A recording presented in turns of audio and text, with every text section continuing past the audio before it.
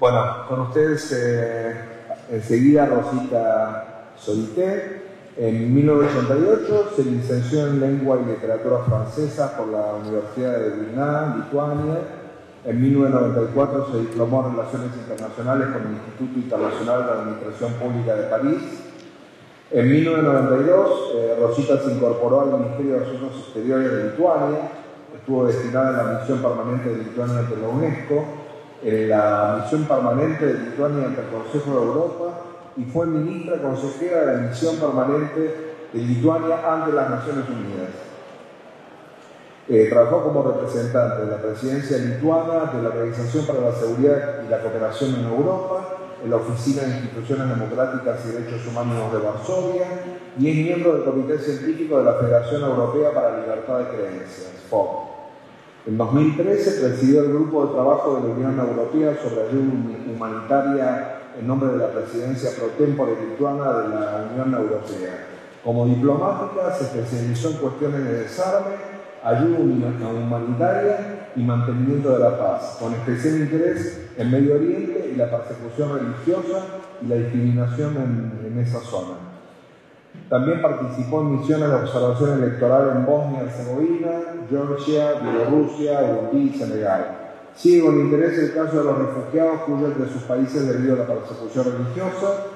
Es cofundadora y presidenta del Observatorio Internacional de Libertad Religiosa de los Refugiados, lo cual le llevó a una investigación que se publicó en la revista de CESNUR sobre este tema. También es autora de una quincena de artículos en revistas científicas sobre cuestiones de libertad religiosa y de un libro sobre la reacción de la Iglesia y la Cienciología a la pandemia de COVID-19. Te escuchamos, Rosita. Muchas gracias.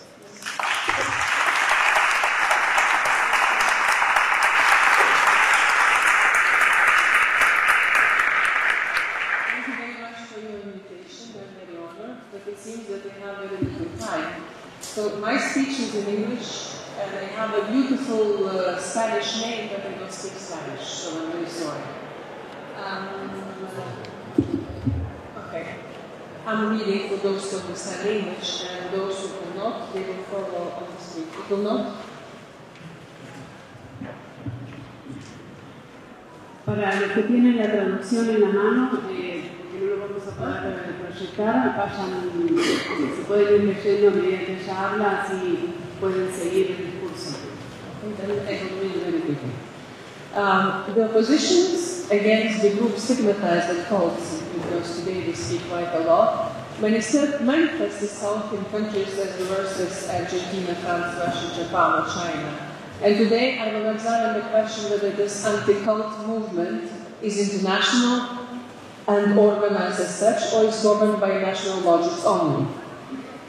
In the first part, we will present quickly 6 national examples: the United States, Russia, China, France, Japan, and Argentina, which show that there are obvious differences. But in the second part, I will demonstrate that these differences are very often compatible with the existence of international cooperation and coordination. So the first example is the United States. The anti-cult movement was born in the United States in the late 60s and 70s. These were the years in which many of the younger generations, for different reasons, rebelled against dominant values. Some expressed their rebellion by embracing new religions very different from the Christianity or Judaism of their parents, both Asian, such as the Unification Church or the Hare Krishna movement, and indigenous to America, such as the Church of Scientology. To thousands of young Americans, primarily college students, these movements appear exotic, new, and exciting. To their parents, they look dangerous, sinister, and incomprehensible. Why would reasonable boys or girls abandon the university to serve as full-time volunteers for a controversial group? Some psychologists and lawyers had an answer. The choice of these young men and women, they said, had not been free, no matter what they were telling to their parents. They had been brainwashed by cults. What could do the parents do? It soon became clear that the American legal system would resist proposals for new laws against the cults and lawsuits based on the dubious theories of brainwashing. The programming was also declared illegal. Thus, the American anti-cult movement moved from courts of law to the courts of public opinion, as it managed to persuade hundreds of journalists that stories about evil cults brainwashing their followers were sexy and would sell well. Recently, cable TV had emerged as the media most interested in alliances with anti-cultists, since its market is highly competitive and needs scandals to sell. Netflix in particular has become specialized in producing lurid series about cults and their sins. At the core of this version of anti-cultism is individualistic idea of freedom. Surrendering a substantial part of our liberty to the religious organization, a leader is not regarded as admissible choice. It is denounced as a bounded choice from which cultists should be liberated. They want or not. The American model wants to protect cultists from themselves. That's one model. Another model is China.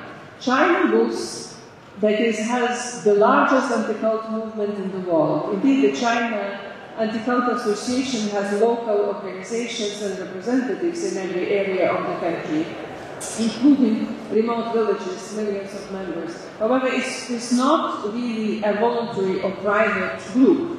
It is a branch of the Chinese Communist Party, shortly called CCP, directly organized and controlled by party bureaucrats. Cult in the English official name means China Anti-Cult Association, perplaced into Chinese, Sijao. In fact, Sijao, since the Middle Ages, is an expression used in the Chinese Empire to indicate heterodox religious movements. Heterodox always had a political meaning to designate an organization that does not support the state and its leadership.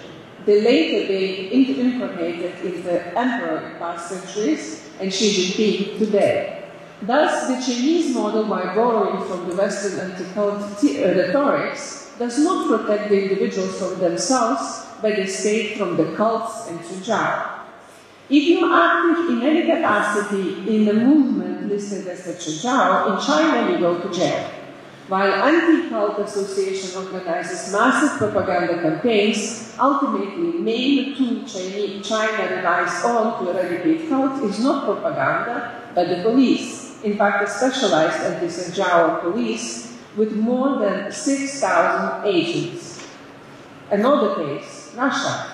The Russian model of anti-cultism has in common with its Chinese counterpart the use of the police to crack down on cults, but there is an important difference. The leaders of the China Anti-Cult Association are atheists. The leaders of the Russian anti-cult movement are Orthodox priests and lay persons employed and paid by the Russian Orthodox Church. Cults, as it has already happened in 2017 to the Jehovah's Witnesses, are raided by the police, declared extremists, are liquidated by courts of law, which play the key role in anti-cult fight in Russia. Their properties are confiscated, while the latter measure can hide the transfer of prime real estate from cults to government-connected oligarchs, or even relatives of the top leaders. What the laws protect is the religious monopoly of the Russian Orthodox Church, which in turn lives in a symbiotic situation with the Putin regime. Another case, France. This year, France made its bad law of 2001 against the cults even worse, making psychological subjugation allegedly practiced by the cults a crime punished with heavy jail penalties. The new law also reinforced the role of the Miviludes, the government agency whose mandate is to combat cultic deviances, and that also acts as an ATM machine distributing taxpayers' money to private anti-cult organizations. Followed by, on a smaller scale by Belgium, France is one of the rare countries that uses as its main weapon against the cults a specialized governmental agency. What France wants is to protect is clearly indicated in another law passed in 2021 against separatism. Although the law primarily targeted Islam, the government explained it also offered framework to fight the cults.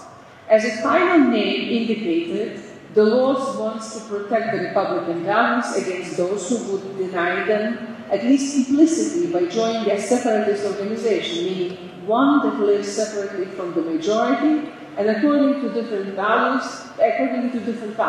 This is regarded as not tolerable in France. Now we go to Japan. In 2022, former Japanese Prime Minister Shinzo Abe was assassinated by a man who had a personal grudge against the Unification Church, now called the Family Federation for World Peace of Unification, with which Abe had cooperation through the years. The assassin's mother, a member of the Unification Church, went bankrupt in 2002, allegedly for her excessive donations for the movement. A campaign against cults followed the assassination, targeting both the Family Federation, which the government is now seeking to dissolve, and the Jehovah's Witnesses, who had nothing to do with Abe's assassination, but a typical target of anti-cult campaigns. As a statement by 4 special rapporteurs on human rights of the United Nations the issue, unusually strong worded considering that it criticized a democratic country has recently noted, the campaign against the Jehovah's Witnesses and the Unification Church reveals the reluctance of Japanese society and politics to fully accept international standards of freedom of religion or belief. In Japan, the notion of religious liberty was enforced as a part of the constitution and of the laws by the legal experts that came with American General Douglas MacArthur after the World War II.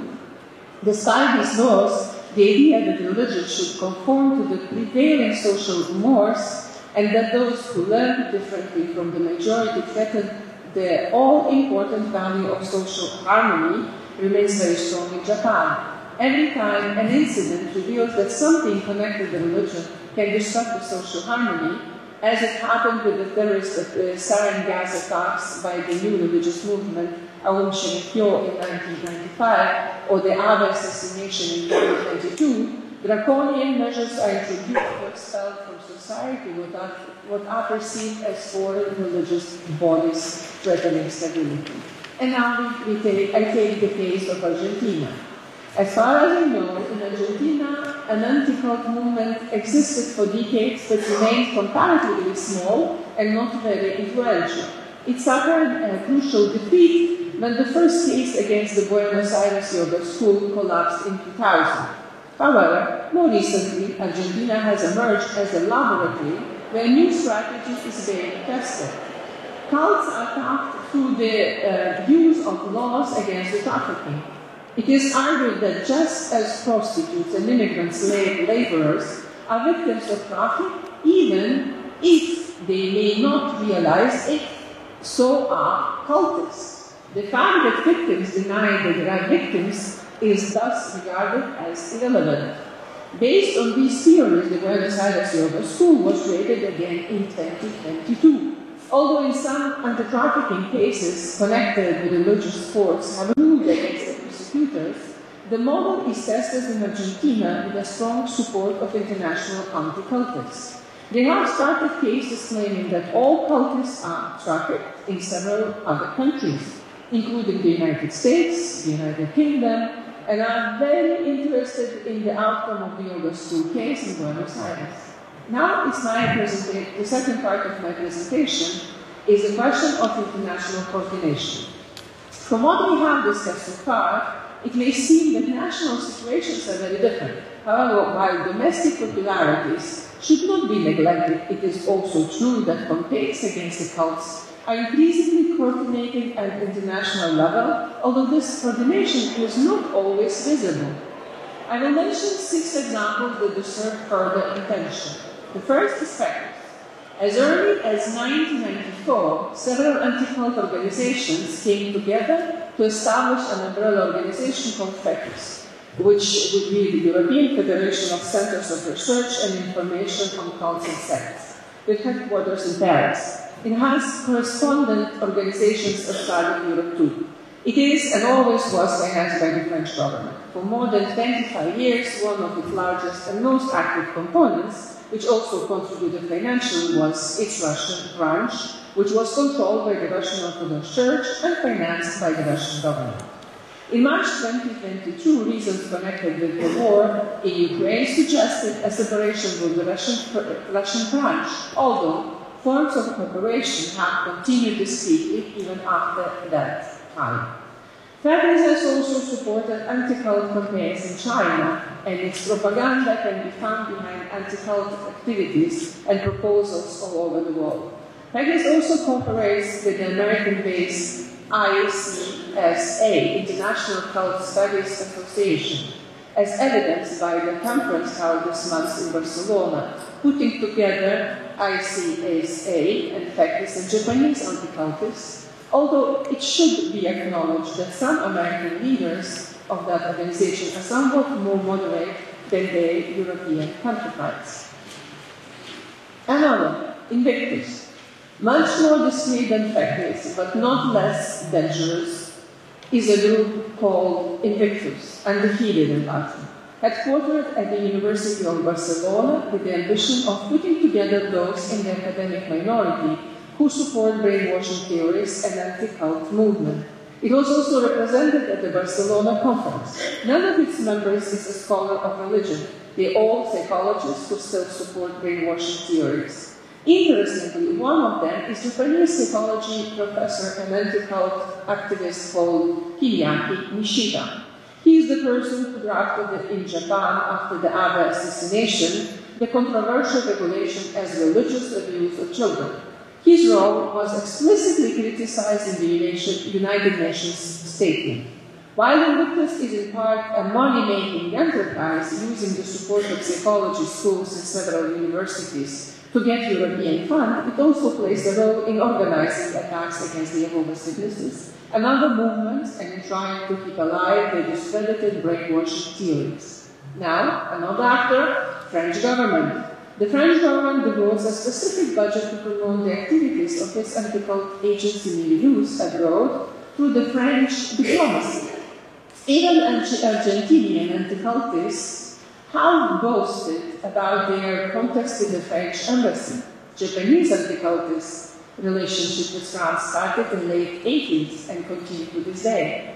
From the point of view of France, this activity is primarily defensive and aimed to countering American criticism of French anti-cult campaigns, but it also promotes French grandeur, as local politicians have often hailed Milieux as a model the whole world should imitate. Russian and Chinese disinformation. Research has traced fake news targeting the Jehovah's Witnesses, Scientology, and other groups to Russian disinformation TV channels such as Sputnik. They are also spread on social media by both Russian and Chinese trolls. Like France, these governments are interested in defending the repression of cults at home against international criticism. But there is also an interest in creating disorder and social unrest, which has led to increased troll activity after Russia's 22 invasion of Ukraine.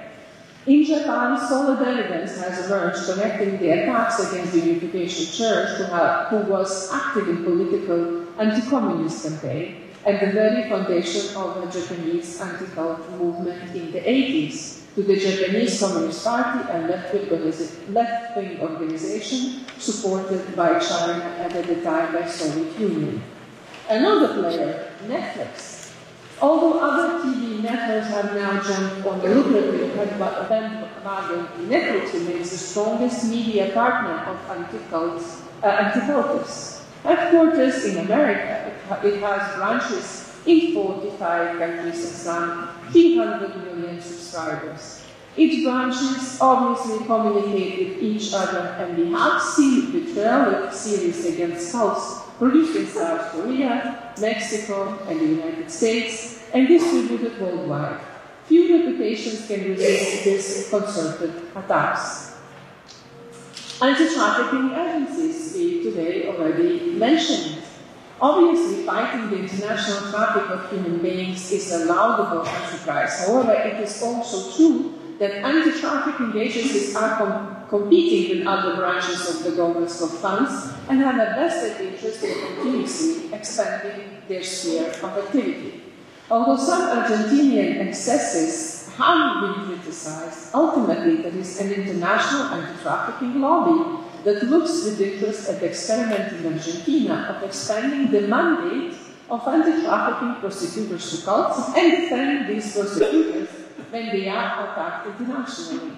It is probably behind some strange and misleading American coverage of Buenos Aires Global School case, including in the New York Times. Private donors. American scholar Holly Falk is conducting a study about the private donations supporting anti-health campaigns. It is a study in progress as presented in international conferences. It showed that very large amounts of money were donated by certain billionaires of large corporations.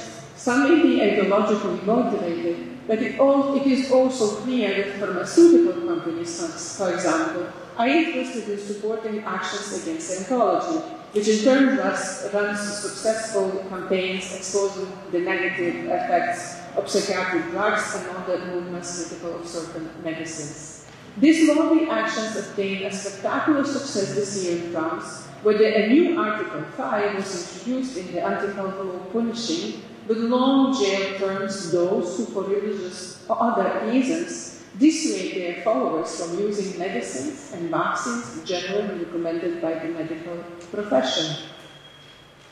And in conclusion, there is not a single hidden hand guiding diverse national anti-health campaigns throughout the world. However, there are visible and less visible international forces promoting them, whose role should not be underestimated. This international action against religious liberty requires an international reaction in favor of it. As anti-cultists join forces putting together atheists and Russian Orthodox Church priests, communist activists, and big pharma corporates executives who overcome their different ideologies to unite against what they perceive as a common enemy. So women and men of goodwill should learn to cooperate, going beyond their theological differences and affirming freedom of religion or belief as a universal value. And I believe in this meeting is exactly one of the good examples that you started to do. Thank you very much.